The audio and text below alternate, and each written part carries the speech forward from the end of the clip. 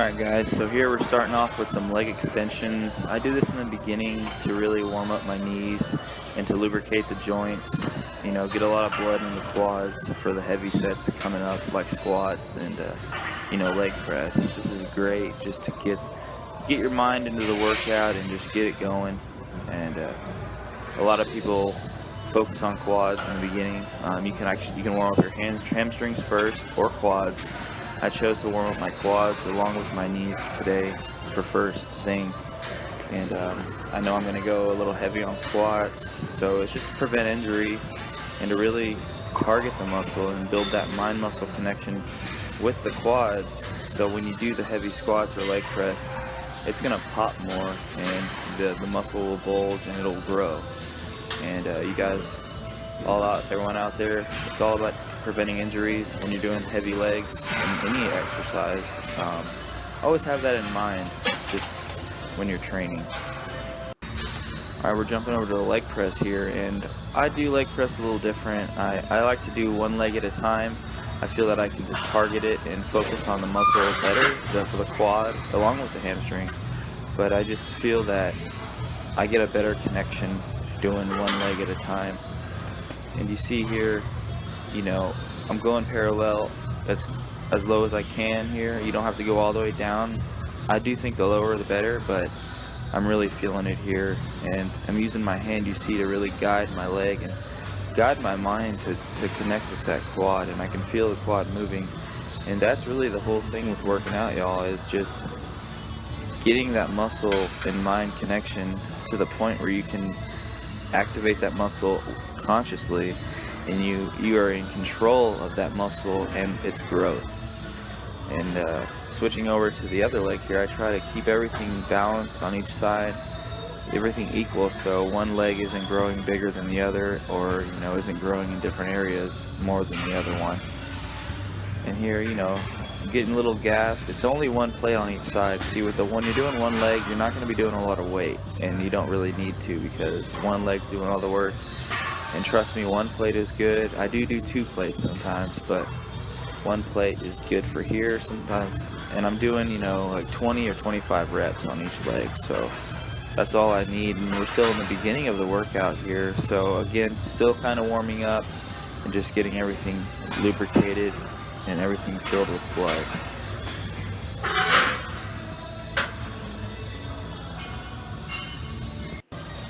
Alright, now we're going to get the hamstrings warmed, and we're going to start, working those with the machine here, one leg at a time.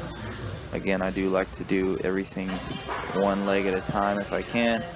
This machine's great because you get to stand straight up and kind of let your leg slide down and straighten out, which really stretches that hamstring, and bringing it up very slowly and holding at the top for a second. Right here I'm only doing a 10 on each side. Again, you're not going to need a lot of weight when you're working one leg at a time. You can go up to 25s, but that's where I'd stop. Really just pump it out here, focus on the hamstring. The hamstring's kind of a interesting muscle to target. It's kind of hard to get a hold of it with your mind, if you know what I mean. It's kind of smaller, it's not as big as the quad, but you really got to rep it out to get that blood flow and that pump into your hamstring. And that's what we're all looking for when we're training legs. See, I switched over here, trying to do the same movement on the other side, thinking the same thing, the same motion in my mind. Where do I want to go? I want to squeeze to the top, let it down easy.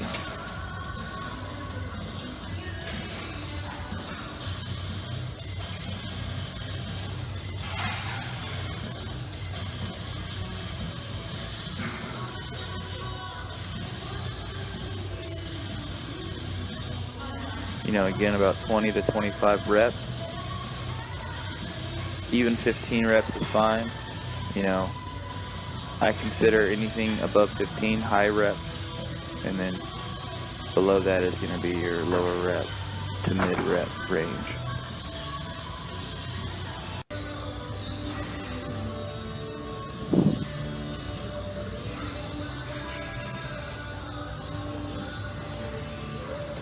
Alright, y'all, we're heading over to the squats. This is the first set of squats for me, and here I'm going parallel all the way down and really repping out quickly because this is light to me. But I want to loosen my hips here before I get into anything heavier so I can explode. Open those hips up on the way down, guys. Keep that head up. And that lower back, you don't want to round it. You want to have that, straighten your back out as you're coming down. And it'll help you explode to the top. Get a good base with your feet, a little wider than usual to help yourself open those hips and fire out.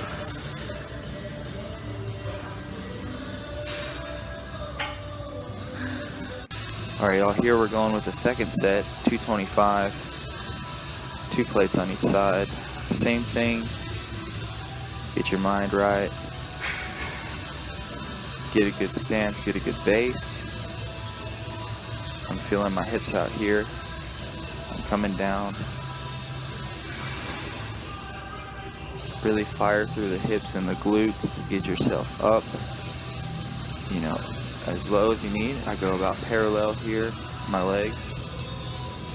Get your butt down, guys, as much as you can to help build the legs and keep a straight back. The lower you drop your butt, your back will naturally straighten out. You know, don't really bend over. This is to avoid the lower back injury. Again, avoiding injuries at all times. Did about 10 reps here with 225, that's fine. Squats, you don't really want to do too high of rep because it is it's a compound movement.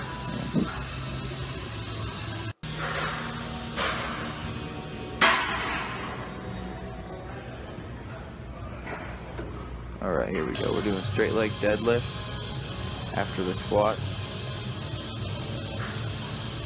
This is going to stretch everything out, the hamstrings, the glutes. It really works that the band that goes down your leg, I think it's the AC band.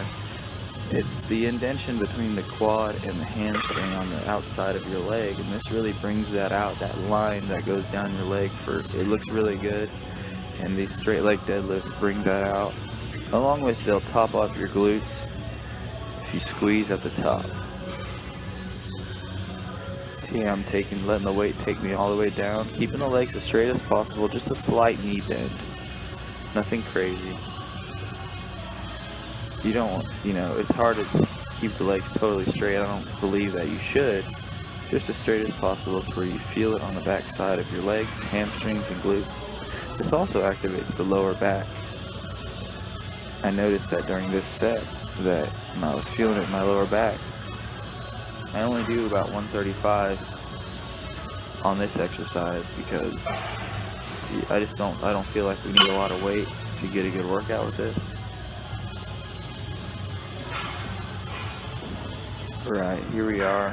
We're doing the glute kickback.